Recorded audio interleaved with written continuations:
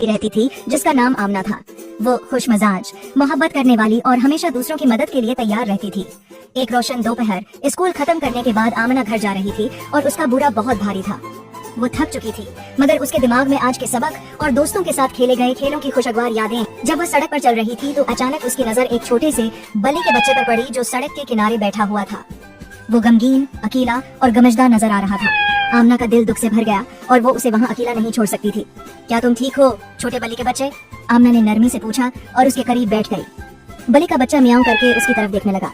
आमना ने एहतियात से उसको उठाया और अपने बाजुअन में सीने से लगाया। बली का बच्चा नरम आवाज में गरजा और आमना मुस्कुराई। वो जानती थी कि वो उसे छोड़कर नहीं जा सकती। उसने फैसला किया कि वो बली के बच्चे को अपने साथ घर ले जाएगी। जब आमना अपने घर पहुंची तो उसकी वालदा किचन में थी। उन्होंने आमना को बली के बच्चे के साथ देखा और मुस्कुरा कर पूछा, ये क्या है आमना? इसकी वालदा ने नरम लहजे में पूछा। मामा, ये बली का बच्चा मुझे सड़क पर मिला। वो अकेला था और मैं उसे वहाँ छोड़कर नहीं आ सकती थी, आमना ने वजाहत की। इसकी वालदा ने बली के बच्चे को देखा और फिर आमना की तरफ देखा। आमना, ये लगता है कि उसे तुम्हारी जरूरत है, तुम उसका क्या नाम रखोगी? आमना कुछ देर सोचकर बोली, मैं उसे नूर रखूंगी क्योंकि वो मेरी जिंदगी में रोशनी लाती है। और उसकी वालदा ने आमना के ख्याल पर मुस्कुरा कर कहा। आमना ने नूर के लिए अपने कमरे में एक बिस्तर बनाया, उसे खाना दिया और उसका ख्याल रखा। नूर जल्द ही इसकी छोटी सी साथी बन गई जो हमेशा आमना का साथ देती थी जब वो गमगीन या अकेली होती थी। चंद दिन बाद आमना स्कूल में थी और वक्फे के दौरान खेलने के बजाय वो एक बेंच पर बैठी हुई अपनी दोस्त सारा को अकेला देख रही थी जो गमगीन नजर आ रही थी। आमना उसके पास गई।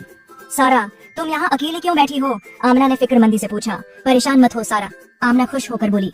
मैं अपने पेंसिल तुम्हारे साथ शेयर करूंगी जब तक तुम अपना पेंसिल केस नहीं ढूंढ लेते।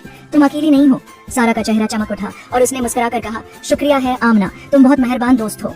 इस दिन के बाद जब आमना नूर को अपने बजों में लेकर घर वापस जा रही थी, उसने सोचा कि उसने जो कुछ किया था वो कितना अहम था। उसे समझ आया कि मेहरबानी हमेशा बड़ी बातों में नहीं होती। कभी कभी एक छोटा सा काम जैसे किसी दोस्त की मदद करना या किसी पालतू जानवर का ख्याल रखना किसी के दिन को बेहतर बना सकता है।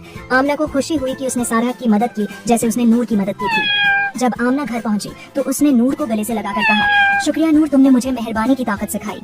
और इस दिन के बाद आमना ने ये अहद किया कि वो हमेशा दूसरों के साथ मेहरबानी दिखाएगी, चाहे वो दोस्त हो, खानदान हो या अजनबी। उसे यकीन हो गया कि मेहरबानी वो सबसे खूबसूरत तहफा है जो वो दुनिया को दे सकती है। कहानी का पैगाम, मेहरबानी एक ऐसा तहफा है जो हम सबके पास है और हम उसे दूसरों के साथ बांट सकते हैं। इसका कोई फर्क नहीं पड़ता कि अमल बड़ा है या छोटा। मेहरबानी किसी के दिन को रोशन कर सकती है और दुनिया को बेहतर बना सकती है। हमेशा मेहरबानी का इंतखाब करें। Hey kids, thanks for watching. Don't forget to subscribe our channel and